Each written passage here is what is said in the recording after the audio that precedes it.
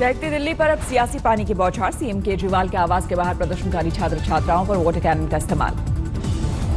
दिल्ली हिंसा पर जामिया यूनिवर्सिटी और दिल्ली यूनिवर्सिटी के छात्रों ने सीएम के आवास का किया था घेराव। सैकड़ों की संख्या में जुटे थे छात्र। तो छात्रों को लगी चोट, पुलिस ने कुछ छात्रों को हिरासत में भी लिया।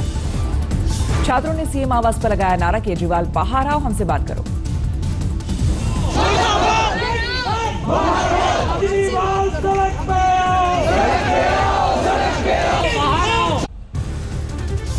3 दिनों तक दहकती रही दिल्ली, आखिरकार जागी सरकार से। अजीत डोभाल ने दिल्ली हिंसा को लेकर देर रात की 1 घंटे की बैठक बाद में हिंसा प्रभावित इलाकों का किया दौरा।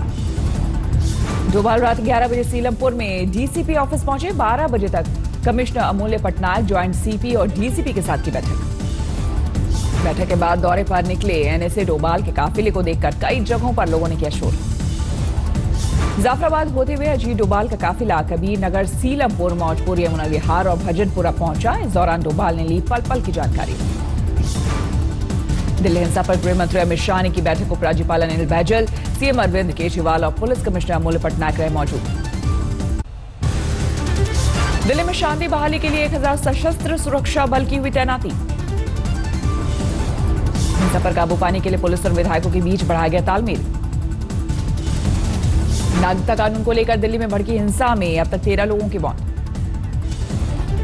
दिल्ली हिंसा में अब तक 56 पुलिस वालों समेत करीब 200 लोग जख्मी, डीसीपी और एसीपी भी घायल। दिल्ली के तनावग्रस्त 4 इलाकों में कर्फ्यू, असामाजिक तत्वों और उपद्रवियों पर देखते ही गोली मारने का आदेश। दिल्ली के चांदबाग में कल शाम भी उपद्रवियों ने किया पथराव, जलाई दुकानें। चांदबाग में पुलिस ने उपद्रवियों पर दागे आंसू गैस के गोले, लेकिन देर तक बनी रही अशांति। कल शाम चांदबाग में उपद्रवियों ने देर तक मचाया उत्पात, बेकरी शॉप में लगाई आग, कई ठेले भी जलाए। मौजपुर में भी कल 2 गुटों में हुई तीखी झड़प, लोहे की छड़ों और डंडों से किया हमला। मौजपुर में उपद्रवियों ने भड़काऊ नारेबाजी करते हुए जलाई बाइक, सुरक्षा बल ने देर शाम बलबाइयों पर पाया काबू। भजनपुरा में भी उपद्रवियों ने जमकर मचाया उत्पात, कई दुकानें और गाड़ियों को किया आग के हवाले। चांदबाग इलाके में भी बेकाबू हुए उपद्रवी, कई गाड़ियों को आग के हवाले किया। मौजपुर में उपद्रवियों पर टूटा पुलिस का कहर, काबू में करने के लिए जवानों ने दागे आंसू गैस के गोले। पुलिस ने उपद्रवियों को दिया कड़ी कार्रवाई का संदेश। कई इलाकों में आला अधिकारियों समेत जवानों का फ्लैग मार्च। घायलों से मिलने अस्पताल पहुंचे सीएम अरविंद केजरीवाल, जख्मी पुलिस वालों से भी की मुलाकात। भजनपुरा और खजूरी खास में कल आगजनी और पथराव के बाद पुलिस ने किया फ्लैग मार्च। भजनपुरा में उपद्रवियों ने कल एक बैटरी शॉप में लगाई आग, जली बैटरियों को सड़क पर फेंका। जाफराबाद में मेट्रो स्टेशन के पास खत्म कराया गया प्रदर्शनकारियों का धरना, सीए के विरोध में प्रदर्शन कर रहे लोगों को हटाया गया। सीलमपुर में सीए के खिलाफ विरोध अभी भी जारी है। हिंसा प्रभावित रहे इलाके में ड्रोन से भी की जा रही है निगरानी, पथराव करने वालों की सीसीटीवी फीड से की जा रही पहचान। दिल्ली में जीटीबी अस्पताल पहुंचे केंद्रीय मंत्री हर्षवर्धन और दिल्ली बीजेपी अध्यक्ष मनोज तिवारी, घायलों से की मुलाकात। दिल्ली हिंसा में शहीद हुए कांस्टेबल रतन लाल का आज सीकर में होगा अंतिम संस्कार। शहीद हेड कांस्टेबल को कल दिल्ली में दी गई अंतिम विदाई, पुलिस कमिश्नर ने दिया कांधा। सीकर के रहने वाले थे रतन लाल की आखिरी विदाई के दौरान भावुक हुआ दिल्ली पुलिस का एक कांस्टेबल, कमिश्नर के सामने लगाया शहीद जिंदाबाद के नारे। गृह मंत्री अमित शाह ने दिल्ली हिंसा में शहीद कांस्टेबल रतन लाल की पत्नी को लिखा खत, व्यक्त की शोक संवेदना। दिल्ली के हिंसा प्रभावित इलाके में आरएएफ, सीआरपीएफ वरिष्ठ पुलिस अधिकारियों की तैनाती, स्थिति नियंत्रण में होने का दिया हवाला। हिंसा प्रभावित उत्तर पूर्वी दिल्ली में सीबीएसई परीक्षा टली, आज नहीं होंगे 10वीं और 12वीं के पेपर, जल्द ही परीक्षा की नई तिथि होगी घोषित। उत्तर पूर्वी दिल्ली को छोड़कर बाकी दिल्ली में पूर्व नियोजित कार्यक्रम के मुताबिक आज जारी रहेगी सीबीएसई की परीक्षा।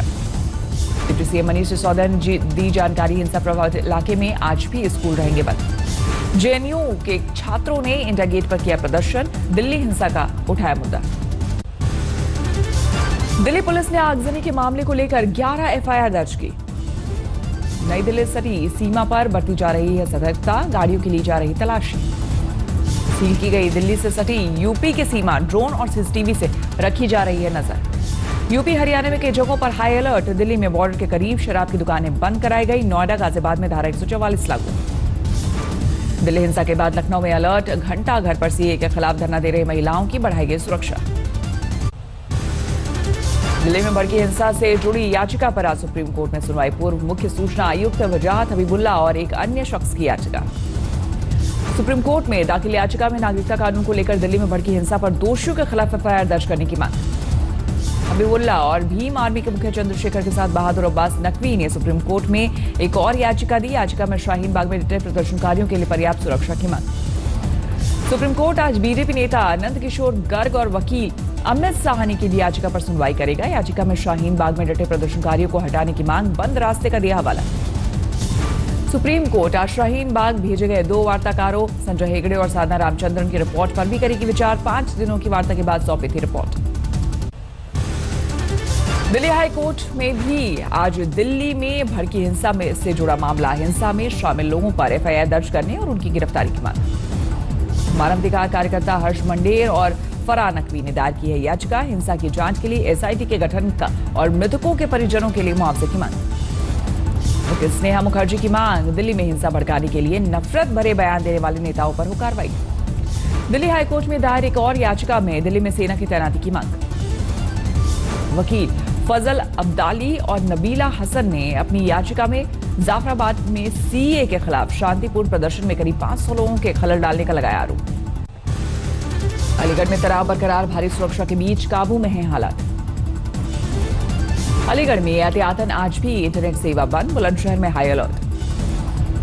लखनऊ में घंटाघर पर सीए के खिलाफ हो रहे प्रदर्शन में अचानक घुसा एक एमटेक का छात्र, माइक थामकर लगाया हिंदुस्तान जिंदाबाद का नारा। प्रदर्शनकारी महिलाओं ने छात्र को फौरन पकड़ा। भीड़ जुटने पर पुलिस ने युवक को हिरासत में लिया। यूपी के बरेली में सामाजिक सौहार्द बनाए रखने के लिए समाजसेवियों ने किया यज्ञ का आयोजन। आज कांग्रेस वर्किंग कमेटी की बैठक, दिल्ली हिंसा के मुद्दे पर बुलाई गई है बैठक। मदुरई में मुस्लिम समुदाय के लोगों ने किया प्रदर्शन, दिल्ली हिंसा का उठाया मुद्दा। आसनसोल में बाबुल सुप्रियो के आवास पर बीजेपी कार्यकर्ताओं ने झांसी में बीजेपी ने बाबूलाल मरांडी को बनाया नेता प्रतिपक्ष, दीपक प्रकाश को सौंपी झारखंड बीजेपी की कमान। दोनों नेताओं ने हाल ही में बीजेपी में की थी वापसी। भोपाल में सीएम कमलनाथ ने ताजुल मस्जिद की कमेटी के लिए इमारत का उद्घाटन किया। 2 दिवसीय भारत दौरे से अमेरिकी राष्ट्रपति डोनाल्ड ट्रंप की वापसी। ट्रंप ने 370 को लेकर किया भारत का समर्थन, कहा है भरोसा सही फैसला लेगा हिंदुस्तान। भारत और अमेरिका के बीच रक्षा और ऊर्जा सौदों पर लेकर बनी सहमति, करीब $3 अरब की डिफेंस डील। देश की नामी कंपनियों के सीईओ से मिले डोनाल्ड ट्रंप, दोनों देशों की कारोबारी रिश्तों को लेकर हुई बात। सुबह राष्ट्रपति भवन में हुआ ट्रंप का औपचारिक स्वागत, अमेरिकी राष्ट्रपति को दिया गया गार्ड ऑफ ऑनर।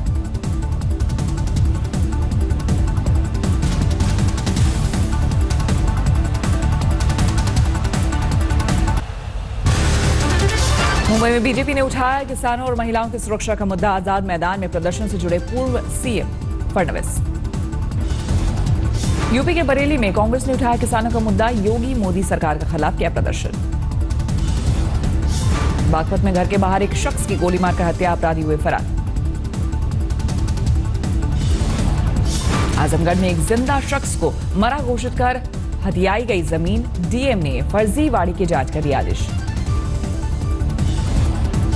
कानपुर में पुलिस की मदद से वक्त पर दुल्हन के घर पहुंच सका दूल्हा। हाईवे पर घंटों से जाम में फंसे दूल्हे को पुलिस ने अपनी गाड़ी में पहुंचाया उन्नाव। यूपी के हरदोई में एक दारोगा का घूस लेते वीडियो वायरल, एसपी ने दिए जांच के आदेश।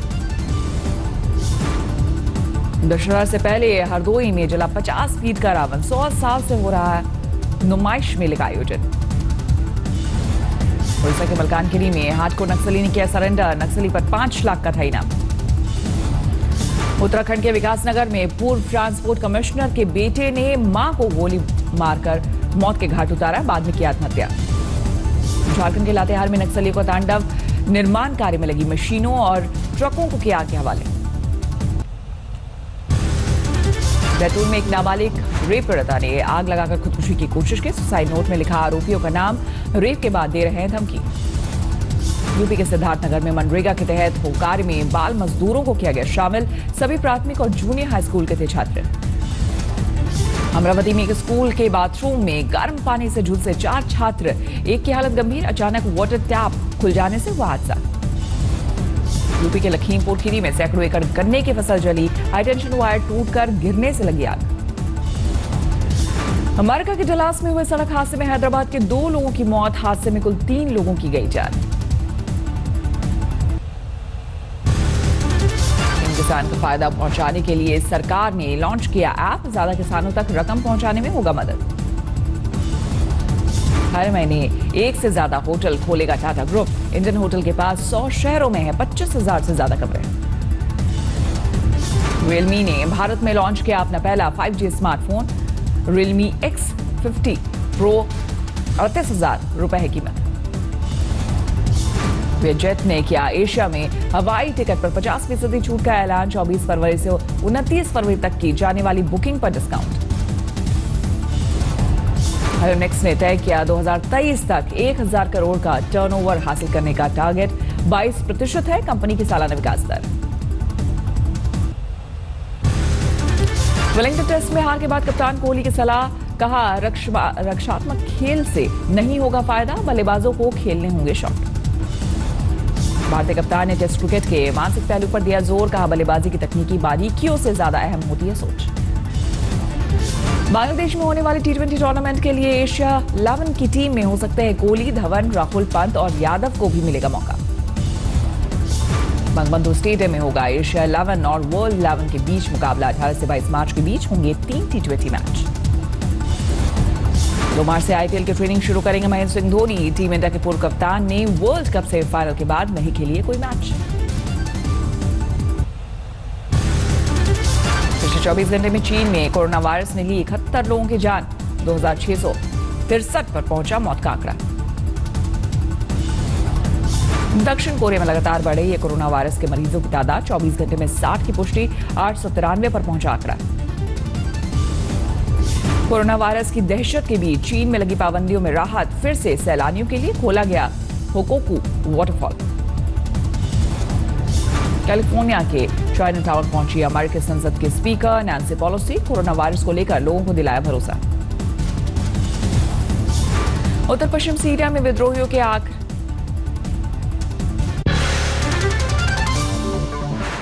नमस्कार, मैं हूं अंजना ओम कश्यप। हमें उम्मीद है ये वीडियो आपको पसंद आया होगा। लेटेस्ट खबरों के लिए यूं ही देखते रहिए आज तक, और इस वीडियो के पसंद आने पर लाइक, शेयर एंड सब्सक्राइब करना ना भूलें।